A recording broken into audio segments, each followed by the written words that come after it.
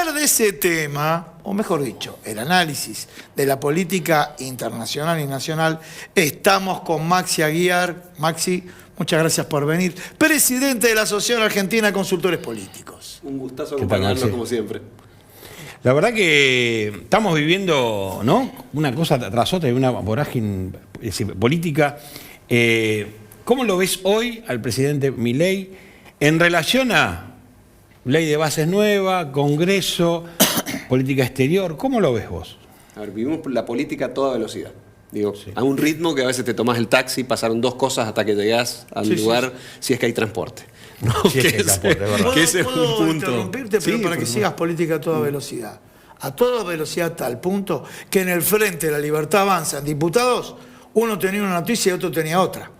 Por supuesto. A ese ritmo. Sí, por supuesto. Ese ritmo impide, digamos, la generación de consensos, de diálogos, etcétera, y este vértigo genera que muchos actores políticos cometan una cantidad de errores gigantescos, pero no solo dentro del oficialismo, sino en particular también dentro de la oposición, de los grupos, de los sindicatos, los grupos empresarios, etcétera, a los cuales les cuesta generar una lógica política adaptada a los nuevos tiempos. Digo, muchos están todavía pensando en la etapa pre-2023, pre-elección de Milei, y lo cierto es que la forma de hacer política se ha modificado y la forma de hacer asuntos públicos, etcétera, se ha modificado enormemente. Ahora veíamos el llamado de CGT a un nuevo paro, segundo en 4 meses. Sí. Digo, estamos hablando de una dinámica política impensada. Pero por otro lado, unos medios dicen nuevo paro y otros medios, se va a la CGT, va a ser una gran movilización y acepta algunos aspectos de la flexibilización laboral. O sea, vimos que salen de las reuniones y salen todos confundidos. Sí, totalmente. Y los medios recogen, uno recoge un titular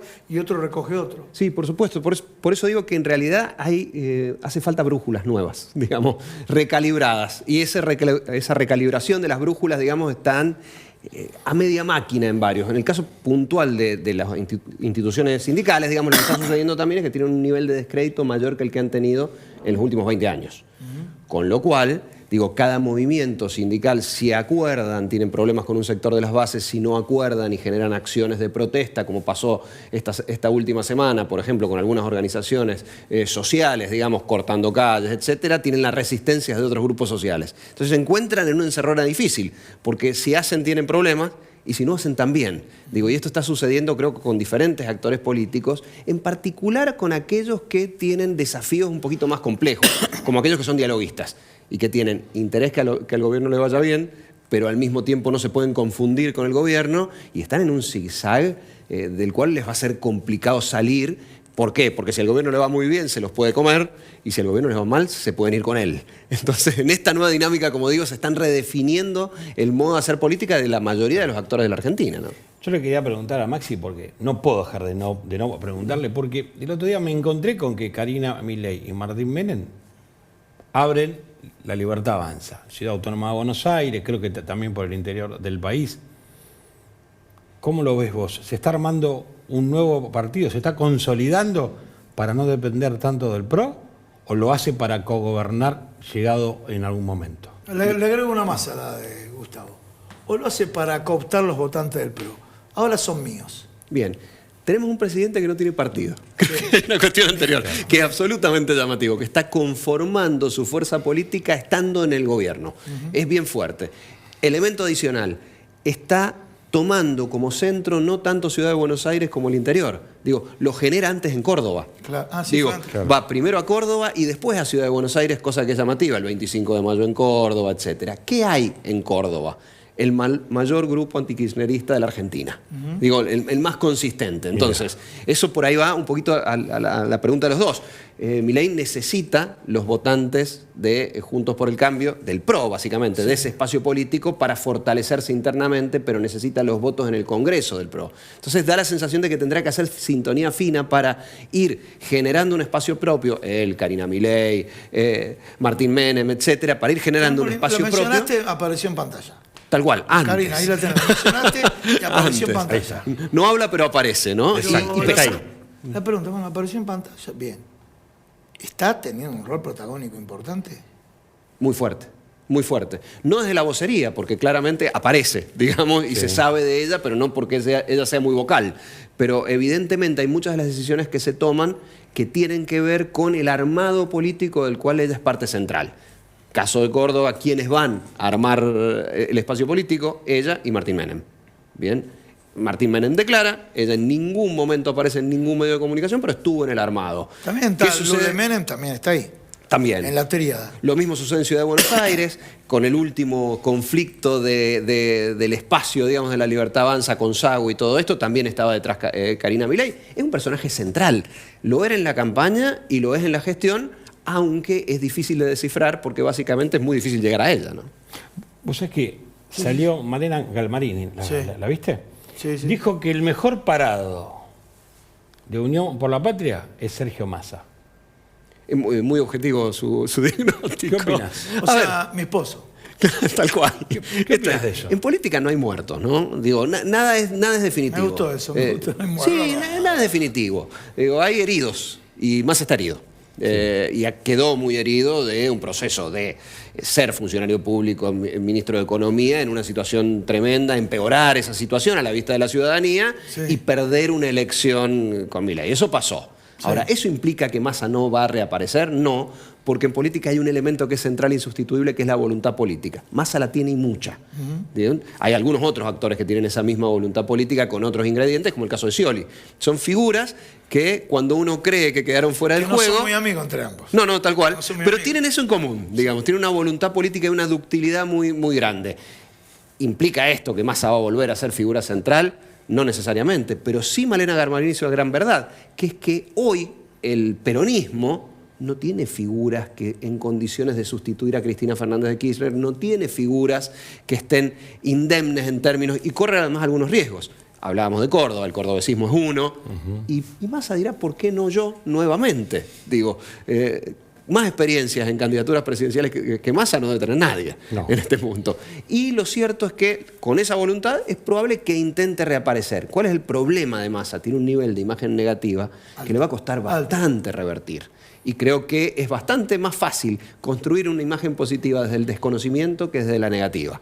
Massa tiene ese desafío y no es fácil para él. Mira, en la columna de la semana pasada, Carlos Pagni utilizó un término, me pareció piola. No te voy a decir académico, piola. Pero aunque el lenguaje pareciera altamente académico.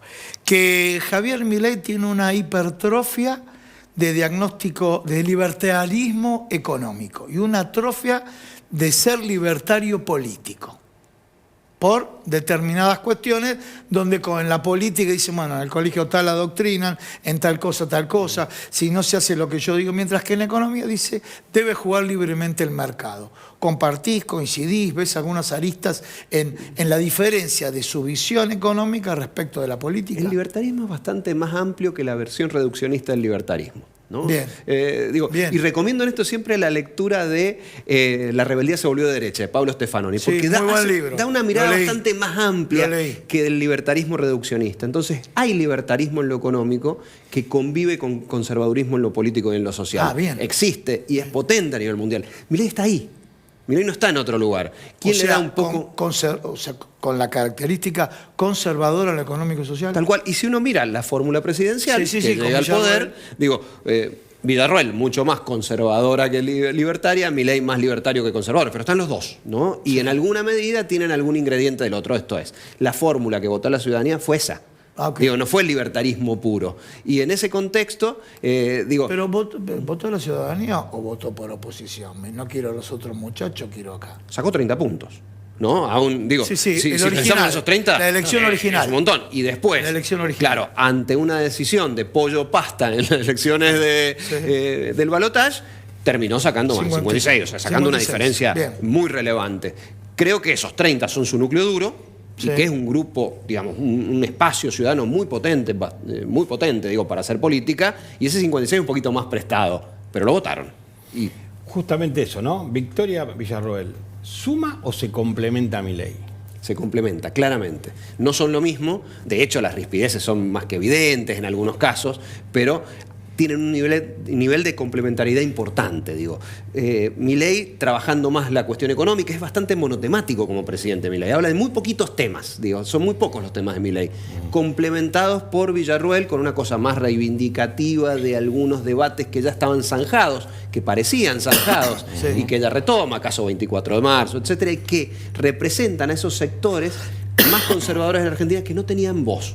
Y ahora la sienten. En Milei, no. En Victoria Villarroel. Entonces, en ese sentido, me parece que son complementarios, no son idénticos, y habrá que evaluar con cuidado, en un contexto de un espacio político tan débil, la capacidad de convivir que tengan en el futuro, ¿no? Exactamente. Dice Jorge, así es que tanto Mauricio Macri y Cristina Fernández de Kirchner no tienen cómo entrarle a Javier Milei. Fueron los primeros en verlo. Y eso creo Pero que no es... tienen cómo entrarle. Tal cual. Sí. Lo que no implica que puedan ganarle, pero creo que hay que reconocer a ambos la visión política de cuando Sí, sí. todo el mundo, entre ellos Massa, estaban alimentando a Milei, Sí. vieron a Milei como un potencial presidente. Digo, y creo, chapó, me saco el sombrero por su mirada política, Sí. bastante más amplia. Ahora, el tema es el siguiente. Me da la sensación de que Cristina Fernández de Kirchner ya no quiere ocupar el lugar que ocupa. Lo que pasa es que como el poder odia el vacío, no hay nadie que ocupe Me ese gustó, lugar. Mara, como esa frase hay que repetirla. Está buenísima. Exacto. Es El buena. poder odia el vacío. Tal cual. Tal cual. Entonces Muy lo bueno. que sucede, me da la sensación con Cristina Fernández es que la siguen llamando porque no hay otro a quien llamar. Claro. Entonces está condenada a ocupar el lugar de principal figura en un momento en que yo creo que ella querría un retiro razonable, lento y Claro. suave. O en no esta estar. etapa. O no estar. Pero ahí yo Pero tengo no hay un que- comentario crítico. Que decía, Perón, tomó la frase de Napoleón, en la mochila de cualquier soldado se esconde el bastón de un mariscal. Yo creo que Cristina ve asomar la cabeza a un mariscal y el bastón se lo da en la cabeza, no lo promociona. Me da la impresión, salvo que sea Máximo Kirchner. No sé si vos coincidís con eso o no. A ver, Alberto Fernández fue presidente. Sí. Y ella, Sí. y Alberto No, Fernández después hasta se que corrió. ganó. Después hacía discurso público para decir que era un títere. Pero llegó a presidente. Sí. Digo, en ese momento le dio llegó ahí, a la hasta presidencia ahí, y hasta ahí. después Y llegó. pasaron cosas, diría Sí, otro pasaron. presidente. Es verdad. Pero lo cierto es que lo hizo y daba la sensación ya en ese momento que estaba en un proceso de intentar retirarse de ese espacio, mantener vigencia política, pero sin la posibilidad o sin la necesidad de estar en el día a día de la política. Lo sigue manteniendo. ¿Qué sucede? Tiene una enorme potencia comunicacional cada vez que sale y no hay otro que la tenga.